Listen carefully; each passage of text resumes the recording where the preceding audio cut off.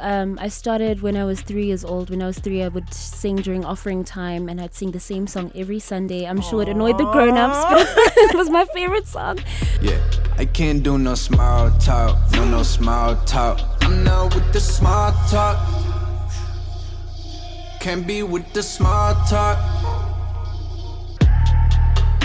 Hello everyone, my name is Masego, a content producer for 5 Weekend Breakfast, actually an award-winning producer from 5 Weekend Breakfast. I'm actually sitting next to a young lady that I would say I am very fortunate to be sitting next to.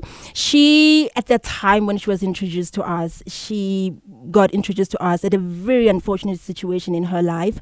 And most of us, I feel like, never gotten a chance to get to know the Cheryl Zondi behind the ordeal.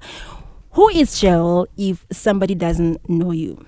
Hi, thank you so much for having me, Masego. I'm so happy to be here and to have this conversation.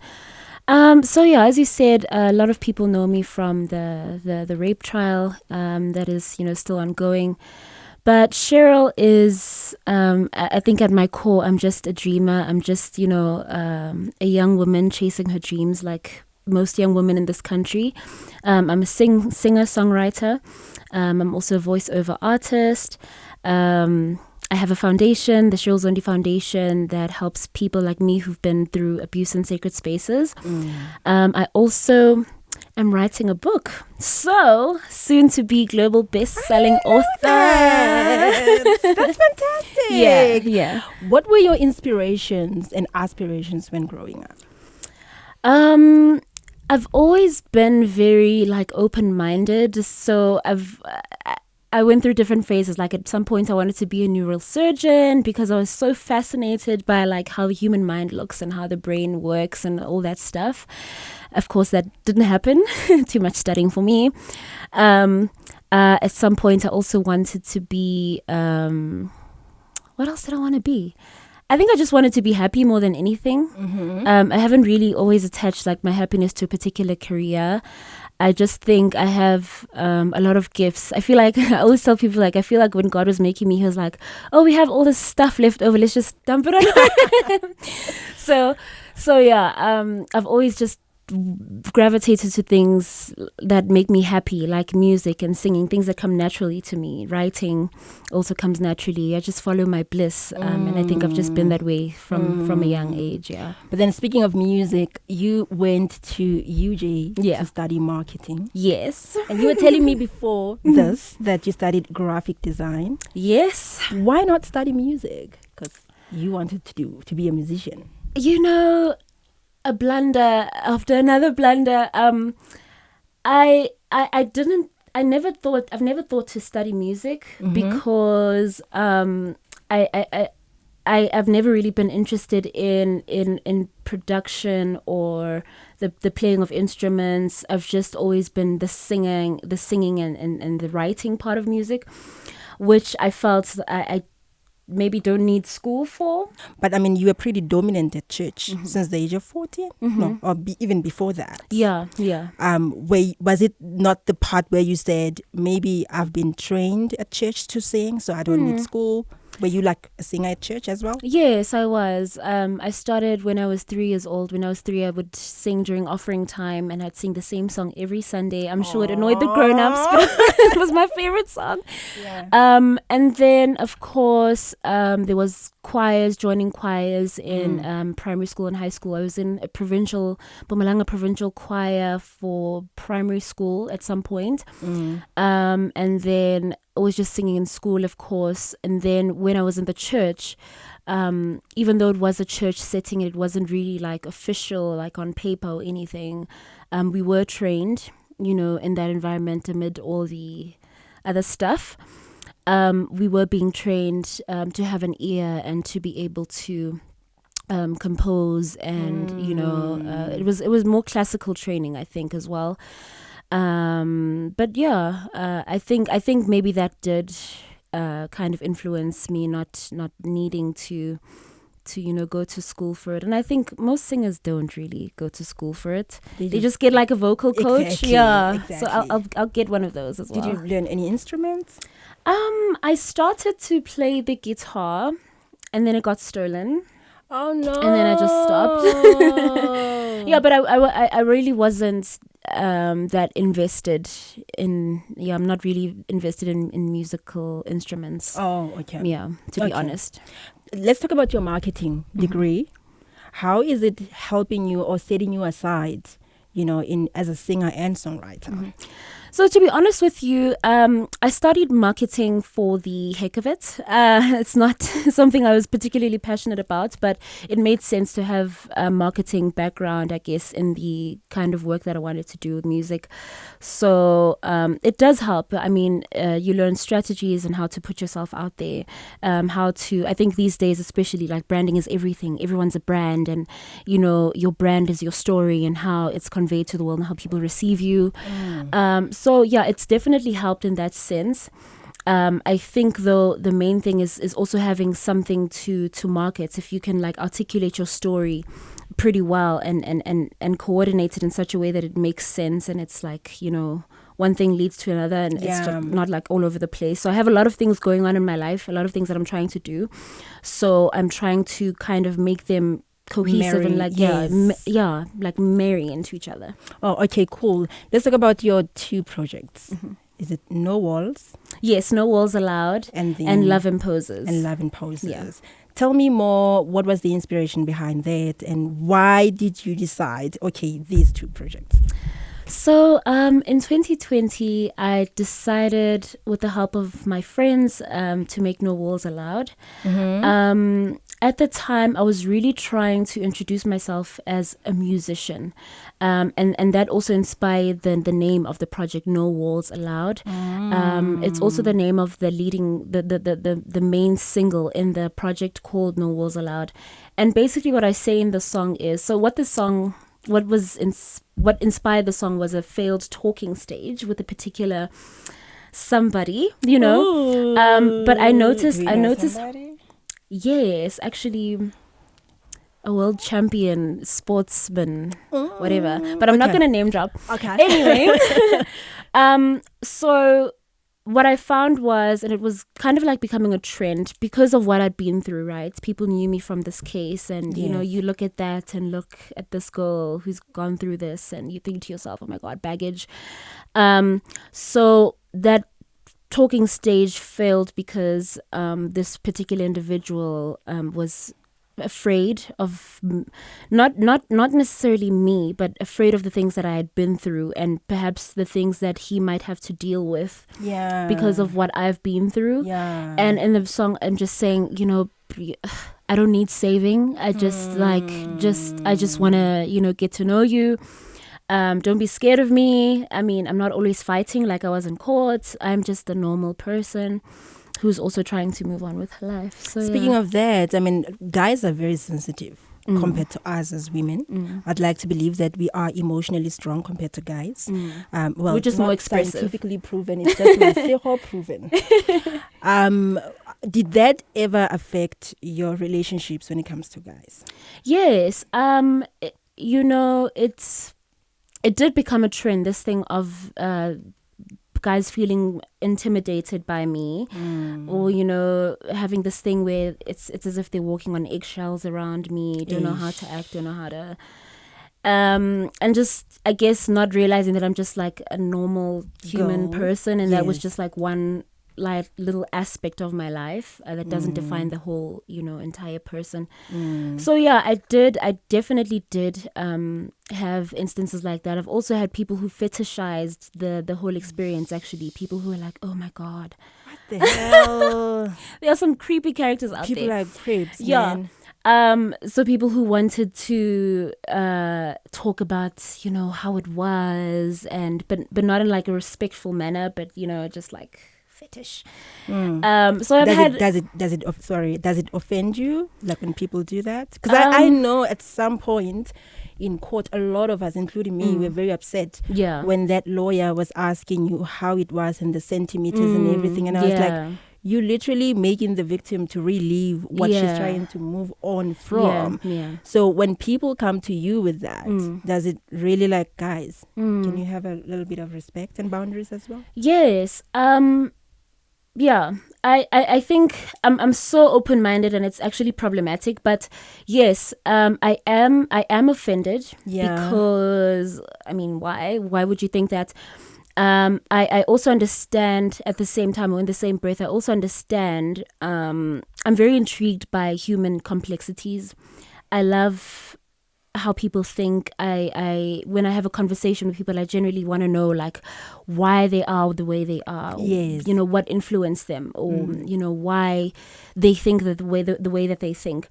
So with that in mind, I do understand we're all just very different. We're predisposed or have been predisposed to different things.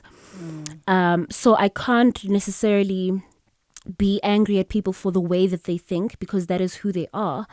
I just do appreciate when they take into cognizance that this is another individual and you need to think for the next person as well. Yeah, and I also don't blame them. The question, the centimeters question was too awful. much. I feel like I think that's I where was just like, do you have a daughter? Exactly.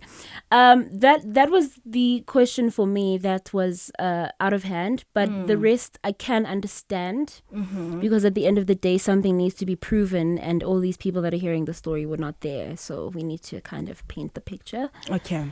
Speaking of that, you have done a lot of work with the South African Witness Protection program in South Africa, and I know your foundation was also like has played a huge role in that. Please tell me more. What were you altering that's supposed to help the victims, you know, of gender-based violence? So upon when I told my story, because of how public it was and all the attention that it received, it wasn't expected. My life was in some sort of danger after, you know, coming off the stand. I had to be moved from my home where I lived and, you know, go and seek accommodation with one of my mentors at the time, who was in a safer spot. But basically the need for witness protection came into play at that point, because I was, all of a sudden, I get, you know, a call from the Hawks. Oh, your life is in danger. Okay, what do we do? And no one knew what to do with me. Or, you know, there was no like practical or logistical way of it. There wasn't a plan, exactly.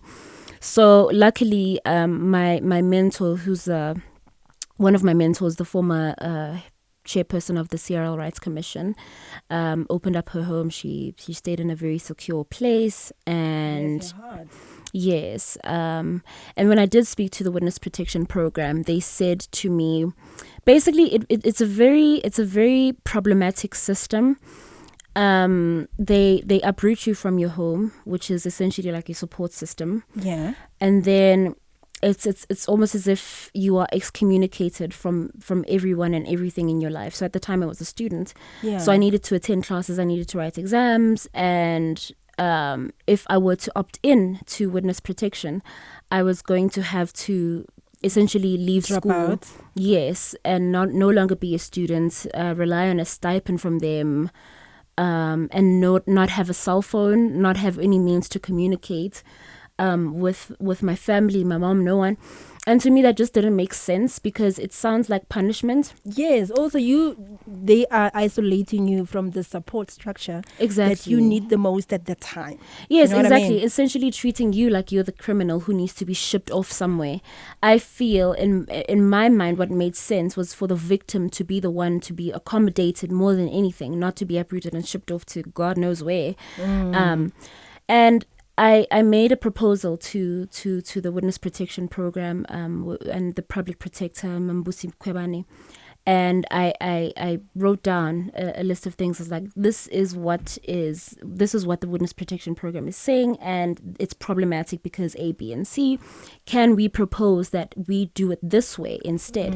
And her findings, or upon her investigations, her findings did fell on our side, of course, but I mean the Witness Protection Program is still the same. Yeah. So it is what it is, I must say. Let's talk about the concept of 16 days of activism against gender-based violence of women and kids. As you said, when you were telling me earlier on that victims are more victimized by the system. Mm-hmm. What do you think of the concept? Because a lot of people, including me, feel like, why do we have to only dedicate 25th of November to certain 2 weeks of the year to say men don't do this? With you as a survivor, what are your thoughts around this concept?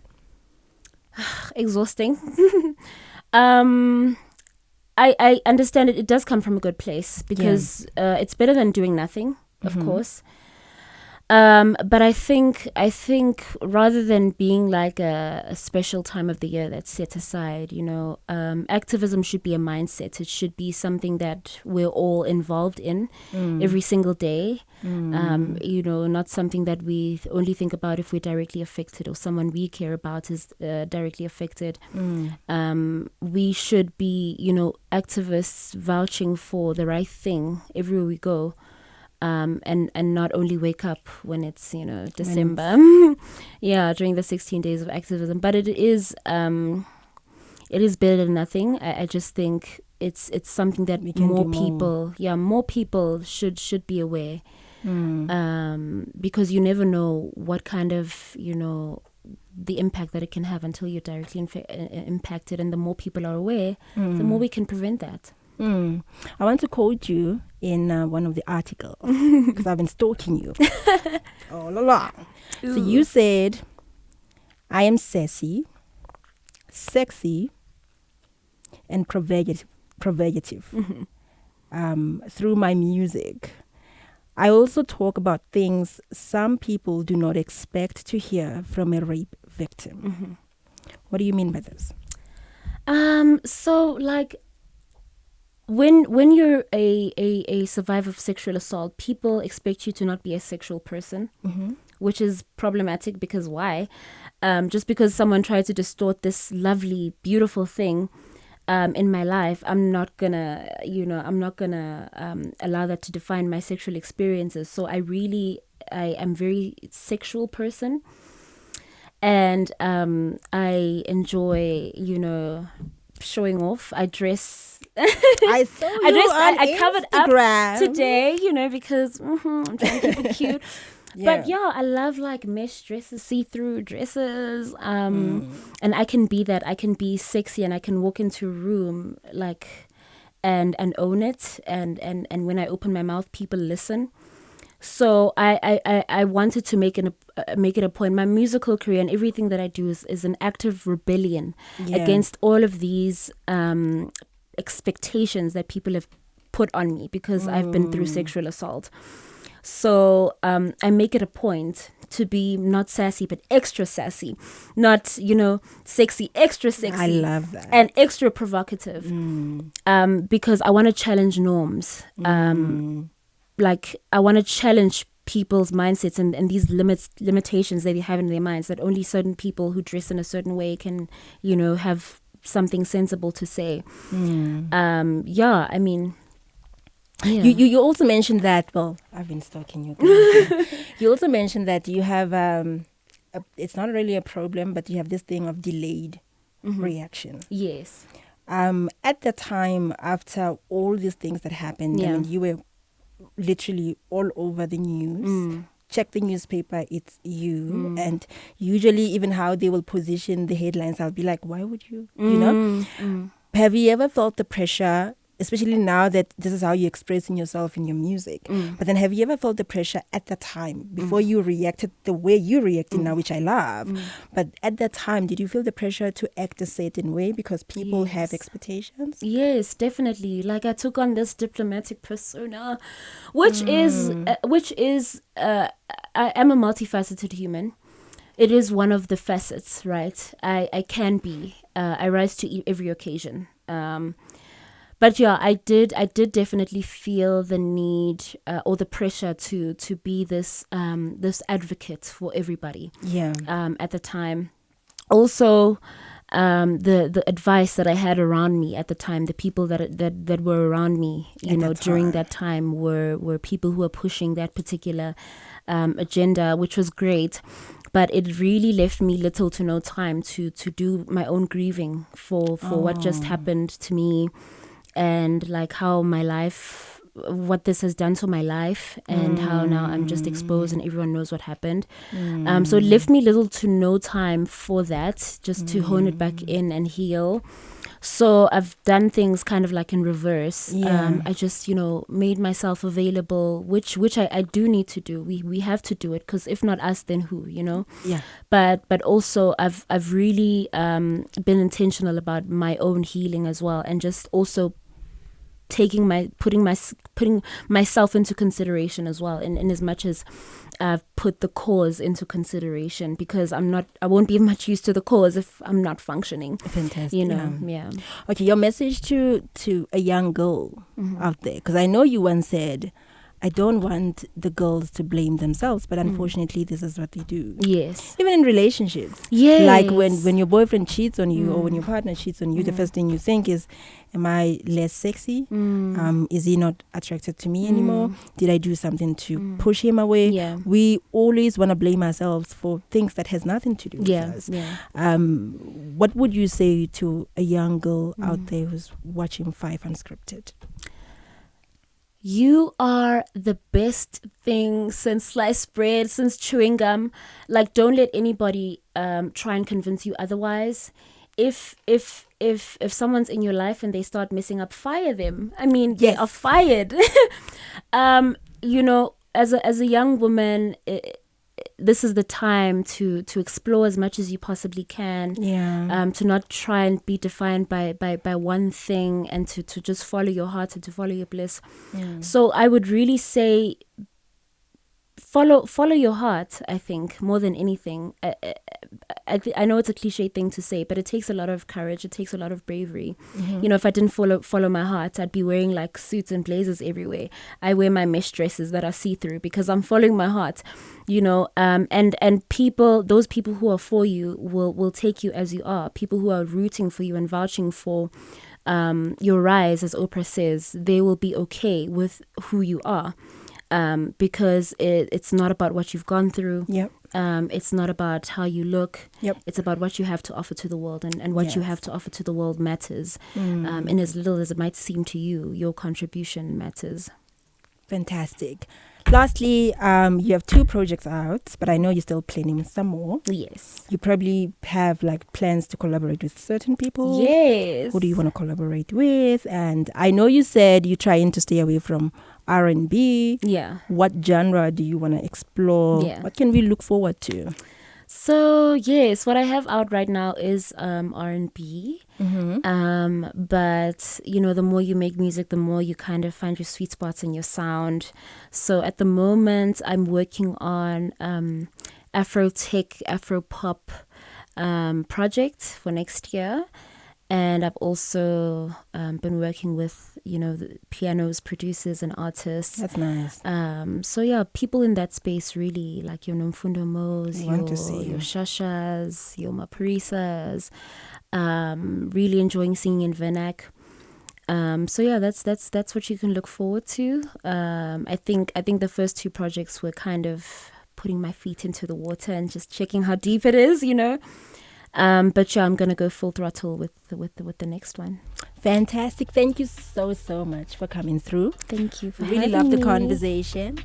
That was a singer-songwriter, voiceover artist, businesswoman. Look out for her. Her name is Cheryl Zondi. Thank you so much for watching. Yeah, I can't do no small talk, no small talk. I'm not with the small talk. Can't be with the small talk.